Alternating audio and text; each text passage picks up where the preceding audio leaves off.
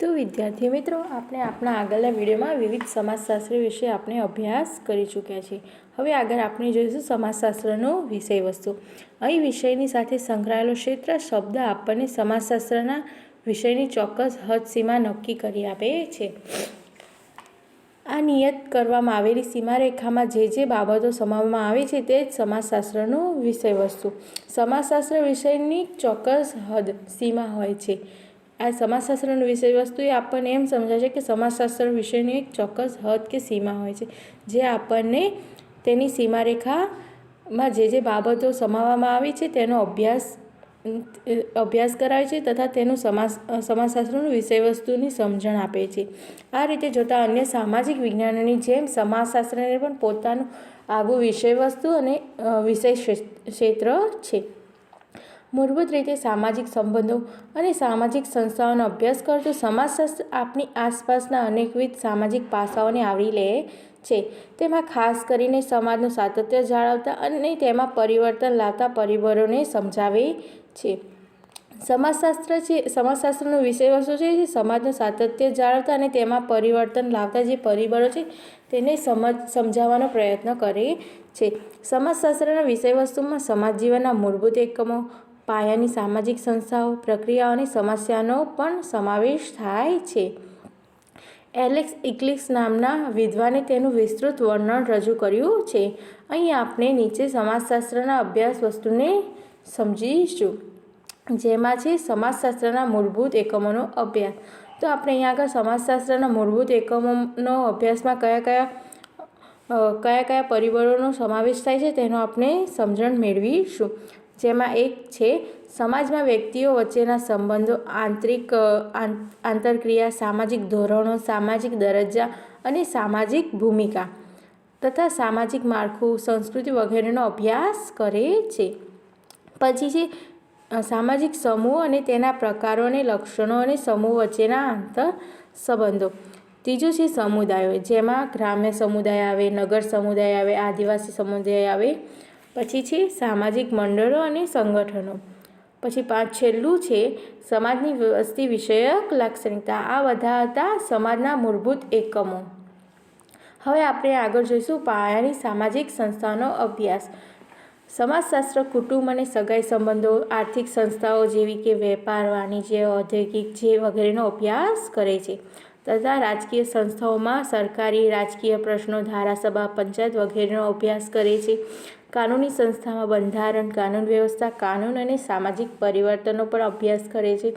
જ્યારે છે ધાર્મિક સંસ્થાઓ, જેમાં ધર્મો, સંપ્રદાયો, સાંપ્રદાયિક વગેરેનો અભ્યાસ કરે છે.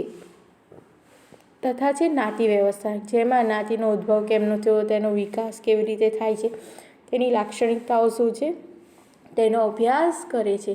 પછી છે શિક્ષણ સંસ્થાઓમાં, જેમાં શિક્ષણ સંસ્થાઓને સામાજિક પરિવર્તનના સાધન તરીકે શિક્ષણનું મહત્ત્વ શું છે તેનો પણ અભ્યાસ કરે છે. પછી છે પાયાની સામાજિક પ્રક્રિયાઓ, જેમાં છે સહકાર, સ્પર્ધા, સંઘર્ષ, અનુકૂલન અને આત્મસાતીયકરણ જેવી પ્રક્રિયા. સમાજના સભ્યોને સમાજમાન્ય વર્તનો અને ધોરણો શીખવતી સામાજિકરણની પ્રક્રિયા છે. ત્રીજું છે સામાજિક વિચલન અને સામાજિક નિયંત્રણની પ્રક્રિયા. તો મિત્રો, સમાજશાસ્ત્રના વિષય વસ્તુના 3 ભાગ પડે છે: સમાજના મૂળભૂત એકમનો અભ્યાસ, પાયાની સામાજિક સંસ્થાઓનો અભ્યાસ તથા પાયાની સામાજિક પ્રક્રિયા. તમારે આ બધું ખાસ ધ્યાન રાખવાનું છે. પછી આગળ આપણે વાત કરીશું સમાજશાસ્ત્રનો અન્ય સામાજિક વિજ્ઞાનો સાથેનો સંબંધ. સમાજશાસ્ત્ર એ અલગ અલગ વિજ્ઞાનો સાથે સંબંધ ધરાવે છે. તેનો આપણે વિગતે અભ્યાસ કરીશું. જેમાં પહેલું છે સમાજશાસ્ત્ર અને માનવશાસ્ત્રનો સંબંધ. માનવશાસ્ત્ર માનવીનો અભ્યાસ કરનારું વિજ્ઞાન છે. તો આપણને પરીક્ષામાં પૂછવામાં આવે કે માનવશાસ્ત્ર શેનો અભ્યાસ કરે છે, તો માનવશાસ્ત્ર માનવીનો અભ્યાસ કરે છે. જ્યારે સમાજશાસ્ત્ર સમાજનો અભ્યાસ કરે છે, સમાજનો વૈજ્ઞાનિક રીતે અભ્યાસ કરે છે. માનવશાસ્ત્ર માનવીના આરંભથી લઈને સાંપ્રત જીવન સુધીના શારીરિક, સાંસ્કૃતિક અને પુરાતત્વીય પાસાનો સમજવાનો પ્રયત્ન કરે છે. આ રીતે માનવશાસ્ત્રને 3 ભાગમાં વહેંચવામાં આવે છે. તો માનવશાસ્ત્રને કેટલા ભાગમાં વહેંચવામાં આવે છે? તો 3 ભાગમાં. કયા? તો શારીરિક માનવશાસ્ત્ર, સાંસ્કૃતિક માનવશાસ્ત્ર, પુરાતત્વીય માનવશાસ્ત્ર. શારીરિક માનવશાસ્ત્ર માનવીની શરીરની રચના, તેના જુદા જુદા શારીરિક લક્ષણો, માનવીની જુદી જુદી જાતિઓ અને આ જાતિઓ એકબીજાથી કઈ રીતે જુદી પડે છે તેનો અભ્યાસ કરે છે. જ્યારે સાંસ્કૃતિક માનવશાસ્ત્ર આદિમાનવના આચારો, રૂઢિઓ, જીવનશૈલી અને તેની સામાજિક સંસ્થા વગેરેનો અભ્યાસ કરે છે. જ્યારે પુરાતત્વીય માનવશાસ્ત્ર સંશોધન દરમિયાન પ્રાપ્ત થયેલા અવશેષોના આધારે પુરાતન સંસ્કૃતિના ઉદ્ભવ અને તેના વિકાસનો અભ્યાસ કરે છે. તો મિત્રો આપણને પૂછી શકે કે માનવશાસ્ત્રને કેટલા ભાગમાં વહેંચવામાં આવે છે, કયા તો વિગતે સમજાવો. તો આપણને આ ખ્યાલ હોવો જોઈએ કે શારીરિક માનવશાસ્ત્ર શેનો અભ્યાસ કરે છે, સાંસ્કૃતિક માનવશાસ્ત્ર શેનો અભ્યાસ કરે છે તથા પુરાતત્વીય માનવશાસ્ત્ર શેનો અભ્યાસ કરે છે. હવે આગળ જોઈશું. માનવશાસ્ત્ર સમાજશાસ્ત્રના અભ્યાસની પૂર્વ તૈયારીનો તબક્કો છે. વળી માનવશાસ્ત્ર અને સમાજશાસ્ત્ર વચ્ચેની ભેદરેખા ખૂબ જ પાતળી છે. માનવશાસ્ત્ર અને સમાજશાસ્ત્ર વચ્ચે જે તફાવત છે એકદમ ઓછો દેખાય છે, એટલે એની ભેદરેખા જે છે એ ખૂબ જ પાતળી છે. બંનેના પદ્ધતિશાસ્ત્ર અને દૃષ્ટિકોણમાં તફાવત હોવા છતાં આ બંને વિજ્ઞાનો પરસ્પરાવલંબી છે, એટલે બંને સરખા છે. માનવશાસ્ત્ર શારીરિક લક્ષણો અને સંસ્કૃતિને સમજવાનો પ્રયત્ન કરે છે, જ્યારે સમાજશાસ્ત્ર છે એનો અભ્યાસ બિંદુ માનવ સમાજ અને સામાજિક સંબંધો છે. આમ જો માનવ સમાજ અને સામાજિક સંબંધોને સમજવા હોય તો સંસ્કૃતિની સમજ મેળવવી આવશ્યક છે. આથી માનવશાસ્ત્ર અભ્યાસ વિના સમાજશાસ્ત્રનો અભ્યાસ અધૂરો છે. પછી બીજું છે સમાજશાસ્ત્ર અને મનોવિજ્ઞાન. મનોવિજ્ઞાન વ્યક્તિના વર્તનનો અભ્યાસ કરતું શાસ્ત્ર છે. તો મનોવિજ્ઞાન શું કરે છે? તો મનોવિજ્ઞાન વ્યક્તિના વર્તનનો અભ્યાસ કરે છે. સમાજલક્ષી મનોવિજ્ઞાન સમાજ અને જૂથમાં રહેતી વ્યક્તિના વર્તનો અથવા વ્યક્તિનો તેના જીવન જૂથના ધોરણો, મૂલ્યો, ધ્યેયો વગેરેના સંદર્ભમાં અભ્યાસ કરે છે. સમાજશાસ્ત્ર સમાજનો અભ્યાસ કરે છે. તે જુદા જુદા જૂથોની રચના અને કાર્યો તપાસે છે. તે જુદા જુદા જૂથો વચ્ચેના પારસ્પરિક સંબંધો, સમાજમાં આવતું પરિવર્તન વગેરેનો અભ્યાસ કરે છે. મનોવિજ્ઞાન વ્યક્તિનો અભ્યાસ કરે છે અને સમાજશાસ્ત્ર સમાજ કે જૂથનો અભ્યાસ કરે છે. બંને વિજ્ઞાનો વચ્ચે તફાવત અને પરસ્પરાવલંબન પણ જોવા મળે છે. મનોવિજ્ઞાન વ્યક્તિના સંગઠિત થયેલ વર્તન, તેના શારીરિક, માનસિક, વ્યક્તિગત અનુભવની સંયુક્ત અસર દ્વારા ઘડાયેલા વર્તનનો અભ્યાસ કરે છે.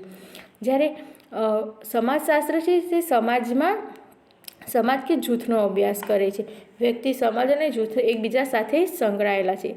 આથી તેમનો અભ્યાસ કરતા મનોવિજ્ઞાન અને સમાજશાસ્ત્ર પરસ્પર સંબંધ ધરાવે છે. આ બંને સામાજિક વિજ્ઞાન એકબીજા પાસેથી માહિતીની આપ-લે કરે છે.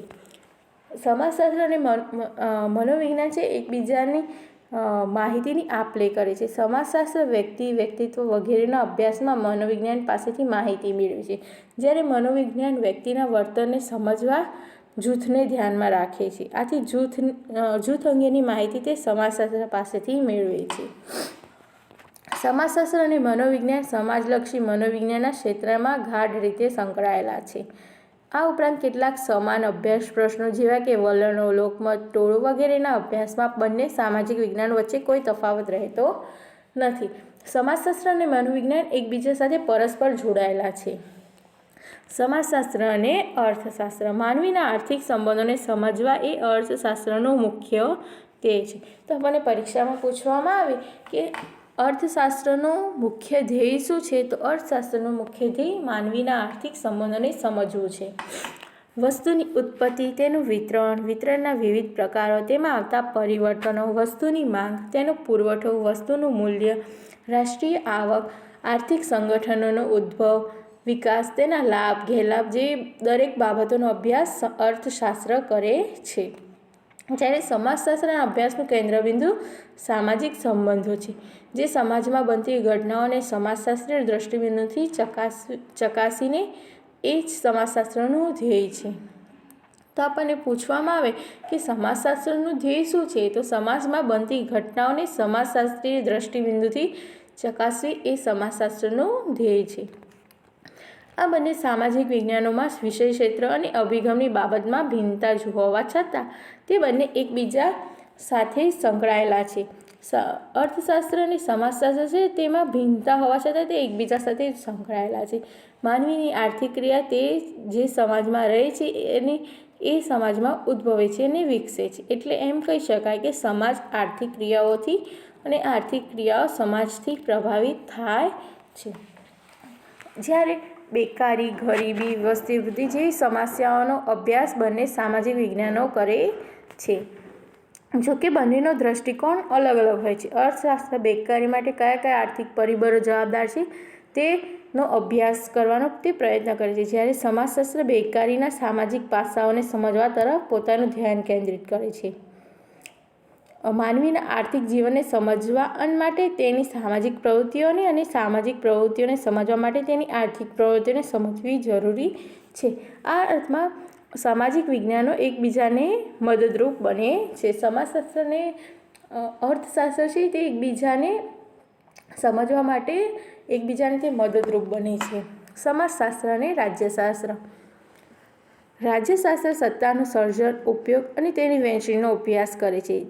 સત્તાના સર્જન અને અમલીકરણ સાથે સંબંધ ધરાવતી વ્યક્તિના વર્તન અને સંસ્થા રાજ્યશાસ્ત્રના અભ્યાસમાં કેન્દ્ર સ્થાને હોય છે. સત્તાના સર્જન અને અમલીકરણ સાથેના જે સંબંધો ધરાવતી વ્યક્તિનું વર્તન અને સંસ્થા રાજ્યશાસ્ત્રના અભ્યાસના કેન્દ્ર સ્થાને હોય છે. સમાજશાસ્ત્રમાં રાજકીય સમાજશાસ્ત્રનો એક વિશિષ્ટ શાખા તરીકે ઉદ્ભવ થયો છે. જે રાજકીય સમાજશાસ્ત્ર છે તેનો સમાજશાસ્ત્રના એક વિશિષ્ટ શાખા તરીકે તેનો ઉદ્ભવ થયેલો છે. આથી રાજકીય સમાજશાસ્ત્રી તેમજ રાજ્યશાસ્ત્રીઓ મતદાન, વર્તન, રાજકીય વલણો, રાજકીય પક્ષના રચનાતંત્રો, રાજકીય વ્યવસ્થા દ્વારા હાંસલ કરવામાં આવતી ગતિશીલતા, સામાજિક અને રાજકીય આંદોલનો તેમજ અમલદારશાહી જેવા સમાન મુદ્દાઓ પર અભ્યાસ કરતા થયા છે. રાજ્યશાસ્ત્ર પોતાના સિદ્ધાંત માટે સમાજશાસ્ત્ર પર આધાર રાખે છે. દાખલા તરીકે મેક્સ વેબરના નોકરશાહીના ખ્યાલનો ઉપયોગ આધુનિક રાજ્ય વ્યવસ્થા અને મૂડીવાદને સમજવા માટે કરવામાં આવે છે. વળી જ્ઞાતિ અને ધર્મના વર્તમાન રાજકારણના મહત્ત્વને સ્પષ્ટ કરવા માટે સમાજશાસ્ત્રીય સમજ હોવી અનિવાર્ય છે. તો સમાજશાસ્ત્રની શાખાઓ કઈ કઈ છે? તો સમાજશાસ્ત્રનું કાર્યક્ષેત્ર અત્યંત વ્યાપક છે, તે બહુ જ વિશાળ છે. આથી જ સમાજશાસ્ત્રની અનેક શાખાઓ વિકસે છે. આ શાખાઓની વિશેષતા એ છે કે પ્રત્યેક શાખા સમાજશાસ્ત્રીય દૃષ્ટિબિંદુથી સમાજના અને જે તે ક્ષેત્રનો અભ્યાસ કરે છે. આ અર્થમાં પ્રત્યેક શાખા પાસે સમાજના જે તે પાસાનું વિશિષ્ટ જ્ઞાન છે. સમાજશાસ્ત્રની આપણે અંદાજિત 50 જેટલી શાખાઓ છે, 50થી પણ વધુ શાખાઓ છે, જેમાં ગ્રામીણ સમાજશાસ્ત્ર, નગર સમાજશાસ્ત્ર, કુટુંબ સમાજશાસ્ત્ર, શિક્ષણનું સમાજશાસ્ત્ર, પ્રાદેશિક સમાજશાસ્ત્ર, ઔદ્યોગિક સમાજશાસ્ત્ર, જ્ઞાનનું સમાજશાસ્ત્ર, તબીબ સમાજશાસ્ત્ર, સામાજિક માનવશાસ્ત્ર વગેરેનો સમાવેશ થાય છે. ભારતમાં સમાજશાસ્ત્રના વિકાસમાં આ તમામ શાખાઓનું વિશિષ્ટ યોગદાન રહ્યું છે. તો મિત્રો, અહીંયા આપણે આ પાઠ પૂર્ણ કરીએ છીએ. તો તમારે સ્વાધ્યાય લખી લેવું.